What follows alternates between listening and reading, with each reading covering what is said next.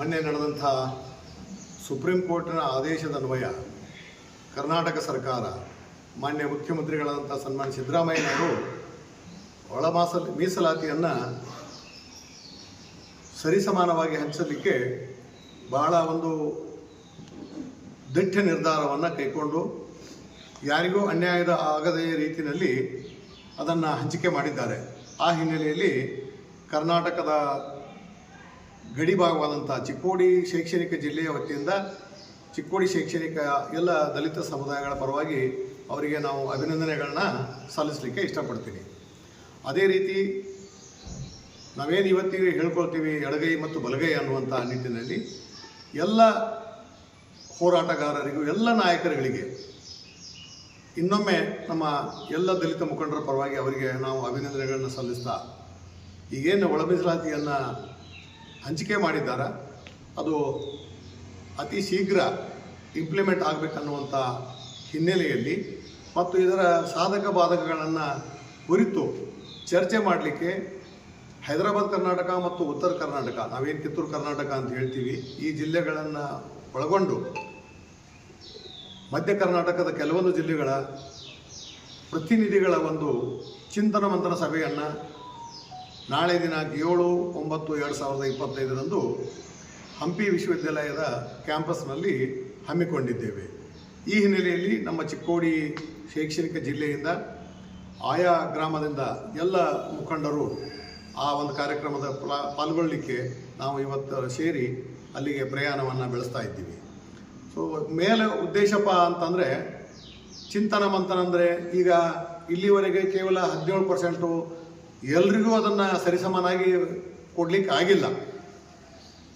ಇವತ್ತಿನ ಈ ಒಳ ಮೀಸಲಾತಿಯ ಆದೇಶದನ್ವಯ ನಿಜವಾದ ಅಸ್ಪೃಶ್ಯರು ಏನಿದ್ದಾರೆ ಅವರಿಗೆ ಒಂದು ಸರಿಯಾದ ನ್ಯಾಯ ಸಿಗ್ತದೆ ಅನ್ನುವಂಥ ಚಿಂತನೆ ಮತ್ತು ರಾಜ್ಯ ಸರ್ಕಾರದ ನಿರ್ಧಾರ ಇದು ನಮ್ಮ ಜನಾಂಗಕ್ಕೆ ಅನುಕೂಲವಾಗಲಿ, ಇನ್ನು ಮುಂದೆ ಆಗ್ತಕ್ಕಂಥ ನಮ್ಮ ದಿಟ್ಟ ಹೆಜ್ಜೆಗಳೇನು, ಯಾವ ರೀತಿ ಕ್ರಮ ವಹಿಕೊಳ್ಬೇಕು ಅನ್ನೋದು ನಮ್ಮ ಮುಂದಿನ ಉದ್ದೇಶ ಆಗಿರೋದ್ರಿಂದ ಆ ಒಂದು ಕಾರ್ಯಕ್ರಮಕ್ಕೆ ನಾವು ಒಂದು ಕಾರ್ಯಕ್ರಮವನ್ನು ವಿಜಯನಗರ ಜಿಲ್ಲೆ ಹಂಪಿಯಲ್ಲಿ ಹಮ್ಮಿಕೊಂಡಿದ್ದೀವಿ.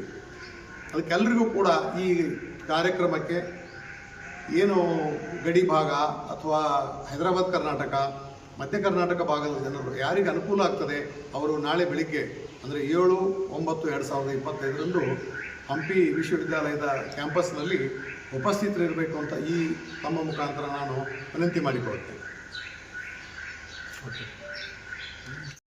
ಜೈ ಭೀಮ್ ವಂದನೆಗಳು. ಇವತ್ತು ಈಗಾಗಲೇ ಅರವಿಂದ್ ಸರ್ ಹೇಳಿದಂಗೆ ನಮ್ಮ ಚಿಕ್ಕೋಡಿ ಭಾಗದಿಂದ ಎಲ್ಲ ನಮ್ಮ ಪ್ರಮುಖ ನಾಯಕರು ಅಂದರೆ ಇವತ್ತು ಬಲಗೈದ ಅಂತೇಳಿದ ಏನು ನಾವು ಹೇಳ್ತಾ ಇದ್ದೀವಿ, ಈ ಬಲಗೈದ ನಾಯಕರೆಲ್ಲರೂ ಇವತ್ತು ನಾಳೆ ಇರತಕ್ಕಂಥ ಹಂಪಿ ವಿಶ್ವವಿದ್ಯಾಲಯದಲ್ಲಿ ಈ ಒಂದು ಚಿಂತನ ಮಂಥನ ಒಂದು ಈಗಾಗಲೇ ಏನು ಒಂದು ಕರ್ನಾಟಕ ಸರ್ಕಾರ ಈ ಮೀಸಲಾತಿಯಲ್ಲಿ ಒಂದು ಏನು ವರ್ಗೀಕರಣವನ್ನು ಮಾಡಿದಲ್ಲ, ಇದ್ರ ಬಗ್ಗೆ ಒಂದು ಸ್ವಲ್ಪ ಚರ್ಚೆ ಮಾಡಲಿಕ್ಕೆ ನಾವೆಲ್ಲರೂ ಇವತ್ತು ಇಲ್ಲಿಂದ ಹೋಗ್ತಾ ಇದ್ದೀವಿ. 5% ಮತ್ತು ಸ್ಪೆಷಲ್ ಜನರಿಗೆ 5%. ಈ 5% ಮತ್ತು 6% ಏನು ಈ ರೀತಿ ಮಾಡಿದಾರಲ್ಲ, ಇದರಿಂದ ಆ್ಯಕ್ಚುಲಿ ನಮಗೆ ಈ ಮೂಲ ಅಸ್ಪೃಶ್ಯರಿಗೆ ಅನ್ಯಾಯ ಆಗ್ತಾ ಇದೆ. ಯಾಕೆಂದರೆ ಇಲ್ಲಿ ಅವರು ಹೇಳುವಾಗ ಸ್ಪೃಶ್ಯ ಮತ್ತು ಅಸ್ಪೃಶ್ಯ ಅಂತ ಹೇಳ್ತಾ ಇದ್ದಾರೆ. 1935 ಸೆನ್ಸಸ್ ಪ್ರಕಾರ ಡಾಕ್ಟರ್ ಬಾಬಾ ಸಾಹೇಬ್ ಅಂಬೇಡ್ಕರ್ ಮೀಸಲಾತಿಯನ್ನು ಕೊಡುವಾಗ ಯಾವಾಗ ರೌಂಡ್ ಟೇಬಲ್ ಕಾನ್ಫರೆನ್ಸ್ ಆಯ್ತಲ್ಲ, ರೌಂಡ್ ಟೇಬಲ್ ಕಾನ್ಫರೆನ್ಸ್ ಆದ ನಂತರ ಅದು ಅವರು ಸೆಪ್ರೇಟ್ ಇಲೆಕ್ಟೆಡ್ ಅಂತ ಕೇಳಿದ್ರು. ಅದರ ಪರವಾಗಿ ಆ ಹಿನ್ನೆಲೆಯಲ್ಲಿ ಗಾಂಧಿ ಜೊತೆ ಮತ್ತು ಬಾಬಾ ಸಾಹೇಬ್ ಜೊತೆ ನಡುವಿನ ಅವರ ಮಾತುಕತೆ ಒಳಗೆ ಈ ಮೀಸಲಾತಿ ಒಂದು ವಿಷಯವನ್ನು ಉದ್ಭವ ಆಯಿತು. ಆ ಒಂದು ಹಿನ್ನೆಲೆಯಲ್ಲಿ ಬಾಬಾ ಸಾಹೇಬ್ ಹೇಳಿರ್ತಕ್ಕಂಥ ವಿಷಯ ಏನಂದರೆ, ಯಾರು ಮೂಲ ಅಸ್ಪೃಶ್ಯರಿದಾರ ಅಂಥವರಿಗೆ ಇಲ್ಲಿ ರಾಜಕೀಯ ಕೆಲವೊಂದು ಈ ವೋಟ್ ಬ್ಯಾಂಕ್ ಸಲುವಾಗಿ ಅಂದರೆ ಮತ ಬ್ಯಾಂಕ್ಗಳ ಸಲುವಾಗಿ ಇವತ್ತು ಎಲ್ಲರನ್ನು ಈ ಸ್ಪೃಶ್ಯ ಜನರನ್ನು ಅದರಲ್ಲಿ ಸೇರ್ಪಡೆ ಮಾಡಿ ಮೂಲ ಅಸ್ಪೃಶ್ಯರನ್ನು ಕಡೆಗಣಿಸ್ತಾ ಇದ್ದಾರೆ. ಸೊ ಈ ಒಂದು ವಿಷಯ ಸಲುವಾಗಿ ನಾವು ಈ ನಾಳೆ ನಡೀತಕ್ಕಂಥ ಒಂದು ಸಭೆಯಲ್ಲಿ ಇದರ ಬಗ್ಗೆ ಹೆಚ್ಚು ಚರ್ಚೆ ಮಾಡಿ ಇದರ ಬಗ್ಗೆ ಒಂದು ಕೂಲಂಕುಷವಾಗಿ ಒಂದು ನಿರ್ಣಯಕ್ಕೆ ಒಂದು ತೆಗೆದುಕೊಳ್ಬೇಕಂತೇಳಿ ನಾವು ಈ ಬಲಗೈ ಸಮುದಾಯರೆಲ್ಲ ನಾವು ಇವತ್ತು ಹೋಗ್ತಾ ಇದ್ದೇವೆ. ಮತ್ತು ಅಲ್ಲಿ ಬಲಗೈ ಸೋದರರು ಎಲ್ಲರೂ ನಮ್ಮ ರಾಜ್ಯದ ಈ ಒಂದು ಗಡಿ ಭಾಗದ ಮುಂಬೈ ಕರ್ನಾಟಕ ಆಗಲಿ, ಹೈದರಾಬಾದ್ ಕರ್ನಾಟಕ ಆಗಲಿ, ಇವರೆಲ್ಲರೂ ಸೇರಿಕೊಂಡು ಅಲ್ಲಿ ಒಂದು ನಿರ್ಣಯ ತೆಗೆದುಕೊಳ್ಬೇಕಂತ ನಾವೆಲ್ಲರೂ ನಿರ್ಣಯ ಮಾಡಿಕೊಂಡು ಇವತ್ತು ನಾವೆಲ್ಲರೂ ನಮ್ಮ ಬಲ್ತೇಜಿ ಅವರ ಜೊತೆಗೆ ನಾವು ಇವತ್ತು ಎಲ್ಲರೂ ಇಲ್ಲಿಂದ ಹೊರಡ್ತಾ ಇದ್ದೀವಿ. ಗೋಷ್ಠಿಯನ್ನು ಇವತ್ತು ನಾವು ನಡೆಸ್ತಾ ಇದ್ದೀವಿ. Thank you. ಬೆಳಗಾವಿ ಜಿಲ್ಲೆಯ ಚಿಕ್ಕೋಡಿ ತಾಲೂಕಿನ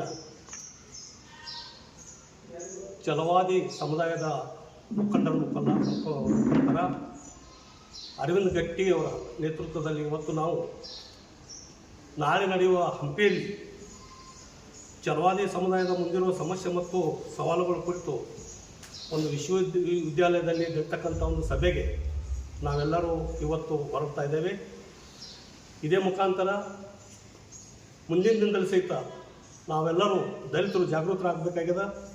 ಈಗಾಗಲೇ ಫಕೀರವರಾಗಲಿ ಗಟ್ಟಿಯವರಾಗಲಿ ಮಾತಾಡಿದಂಗೆ ನಮ್ಮ ದಲಿತ ಸಮುದಾಯದವರು ಭಾಳಷ್ಟು ಜಾಗೃತರಾಗಬೇಕಾಗಿದೆ.